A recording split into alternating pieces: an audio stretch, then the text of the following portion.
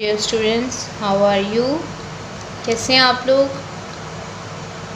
امید ہے کہ آپ لوگ بالکل ٹھیک ٹھاک ہوں گے، اور ہماری یہ جو کاوش ہے AMS ہائی اسکول کی کہ آپ کو آن لائن اسٹڈیز جو ہیں اس کے تھرو ہمیں آپ کو آن لائن لیکچرز جو ہے فراہم کیے جا رہے ہیں۔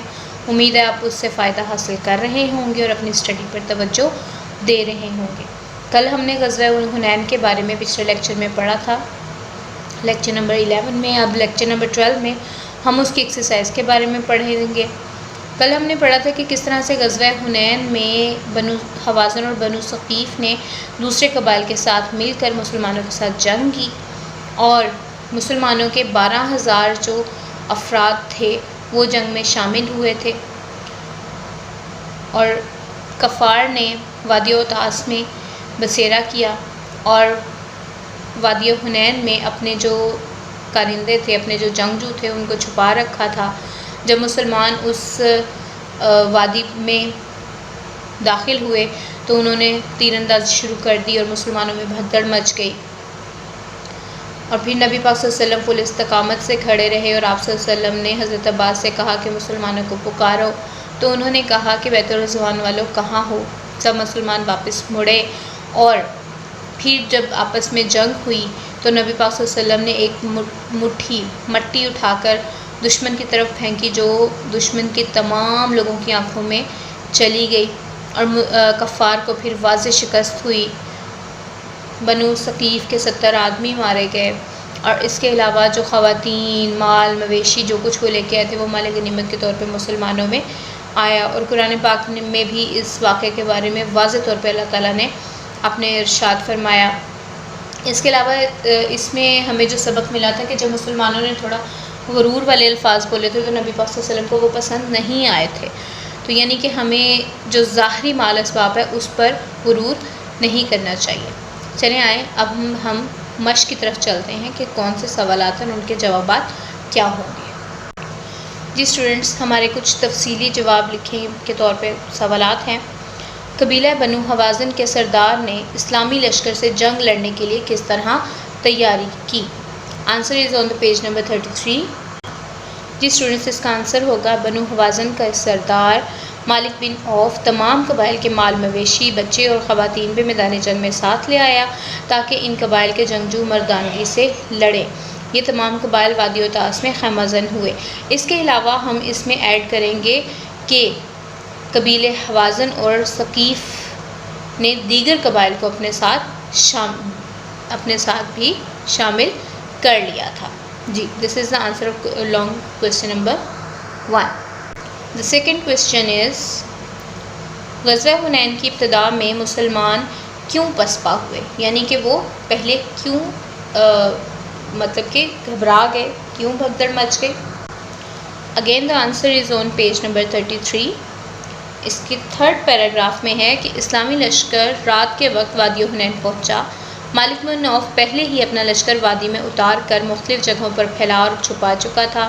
مسلمان دشمن کی موجودگی سے بالکل بے خبر تھے۔ مسلمان آگے بڑھے تو بنو حوازن کے جنگجوؤں نے اچانک مسلمانوں پر تیروں کی بارش کر دی۔ اس اچانک حملے سے مسلمان سنبھل نہ سکے۔ ان میں ایسی بھگدڑ مچی کہ کوئی کسی کی طرف دیکھ نہیں رہا تھا، ہر طرف افراتفری کا سما تھا۔ It is the answer of long question number 2۔ جی نیکسٹ کویسچن ہے غزوہ حنین میں رسول اکرم صلی اللہ علیہ وآلہ وسلم کی شجاعت کا حال بیان کریں۔ The answer is again on page number 33۔ جی اسٹوڈنٹس، کویسچن نمبر 3 کا آنسر ہے شدید بھگدڑ میں۔ اب تھوڑا سا حوالہ آپ اوپر کویسچن نمبر 2 کا بھی دے سکتے ہیں کہ جب مسلمانوں پر بنو حوازن نے تیروں کی بارش کر دی اور مسلمانوں میں بھگدڑ مچ گئی، تو اس شدید بھگدڑ میں بھی رسول اللہ صلی اللہ علیہ وآلہ وسلم استقامت کا پہاڑ بنے رہے۔ آپ صلی اللہ علیہ وسلم کا رخ کفار کی جانب تھا، اور آپ صلی اللہ علیہ وآلہ وسلم آگے بڑھتے ہوئے فرما رہے تھے، آنا نبی لا کاذب، آنا ابن عبد المطلب، میں نبی ہوں، یہ جھوٹ نہیں، میں عبد المطلب کا بیٹا ہوں۔ اور پھر آپ صلی اللہ علیہ وسلم نے حضرت عباس رضی اللہ تعالیٰ عنہ کو حکم دیا کہ مسلمانوں کو بلاؤ۔ حضرت عباس رضی اللہ تعالیٰ عنہ نے آواز دی، بیت رضوان والوں کہاں ہو؟ یہ آواز سن کر تمام مسلمان واپس مڑے، لڑائی شروع ہو گئی۔ پھر آپ صلی اللہ علیہ وسلم نے مٹھی بھر مٹی لے کر دشمن کی طرف پھینکی۔ یہ مٹی اس طرح پھیلی کہ دشمن کا کوئی آدمی ایسا نہ تھا جس کی آنکھ اس سے بھر نہ گئی ہو۔ یہ جو پیراگراف ہے یہ آپ اپنے الفاظ میں 2 سے 3 لائنوں میں لکھ سکتے ہیں۔ اس سے پیچھے جو آنسر، یہ آنسر ایز اٹ از ہوگا۔ اس سے آگے جو ہیں وہ اپنے الفاظ میں آپ 2-4 لائنوں کی صورت میں لکھ سکتے ہیں۔ نیکسٹ کویشچن کی طرف چلتے ہیں۔ لاسٹ کویشچن ہے، غزوہ حنین سے ہمیں کیا سبق ملتا ہے؟ تو اس کا آنسر بالکل اس کے اوپر ہی موجود ہے، اسی پیج پر۔ غزوہ حنین سے ہمیں یہ سبق ملتا ہے کہ ہمیں ظاہری اسباب پر فخر نہیں کرنا چاہیے، بلکہ ہر حال میں اللہ تعالیٰ سے مدد طلب کرنی چاہیے۔ شجاعت اور بہادری کے ساتھ میدان میں اترنا چاہیے۔ ہر حالت میں صرف اللہ تعالیٰ کی ذات پر بھروسہ اور توکل کرنا چاہیے۔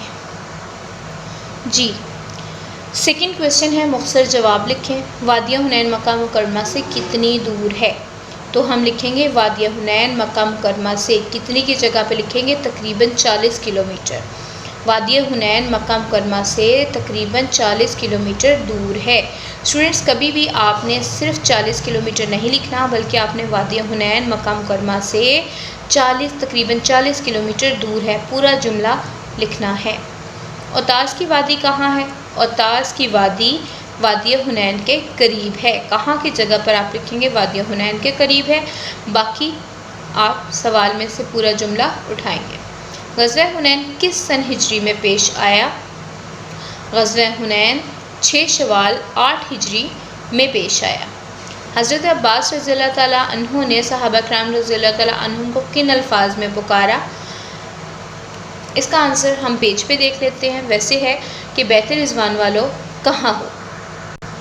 ہمارے شارٹ آنسرز والے کویشچنز کا کویشچن نمبر 4 کا آنسر یہ ہے، حضرت عباس رضی اللہ تعالیٰ عنہ نے آواز دی، بیت رضوان والو کہاں ہو؟